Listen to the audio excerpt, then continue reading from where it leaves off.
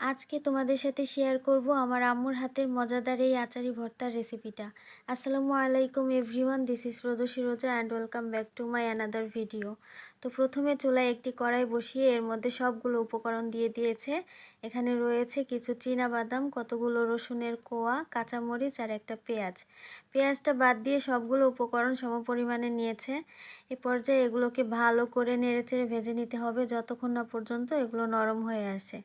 এগুলো ভাজার সময় এত সুন্দর একটা স্মেল ছড়ায়, আপনারা যখন বাসায় তৈরি করবেন তখনই বুঝতে পারবেন। এই তো এগুলো ভাজা শেষ, এবার এগুলোকে কড়াই থেকে তুলে নিতে হবে। এ পর্যায়ে একটি শিলপাটা নিয়ে এগুলোকে ভালো করে বেটে নিতে হবে। আপনারা চাইলে ব্লেন্ডারেও ব্লেন্ড করে নিতে পারেন, কিন্তু আমার মনে হয় যে কোনো ভর্তায় পাটায় বেটে করলে খেতে বেশি মজা লাগে। এই তো পরিমাণ মতো লবণ দিয়ে এগুলোকে ভালো করে বেটে নিতে হবে। এগুলোকে খুব বেশি মিহি করে ফেলার দরকার নেই, একটু দানা দানা রেখে বেটে নিলেই হবে। ঠিক এই পর্যায়ে শিলপাটা থেকে উঠিয়ে নিচ্ছে। এটা কিন্তু এইভাবে বাদাম ভর্তা হিসেবেও খাওয়া যায়, কিন্তু এইটাকে আচারে একটা ফ্লেভার দেওয়ার জন্য আরও একটি প্রসেস ফলো করতে হবে।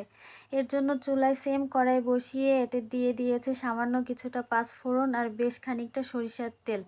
এর মধ্যে বেটে রাখা মিশ্রণটা দিয়ে ভালো করে নেড়েচেড়ে ভেজে নিতে হবে। খুব বেশি ভাজার প্রয়োজন নেই, 1 থেকে 1.5 মিনিটের মতো ভেজে নিলেই হয়। এইটা মূলত পাঁচফোড়ন আর সরিষার তেলের জন্যই আচারি আচারি একটা ফ্লেভার দেয়।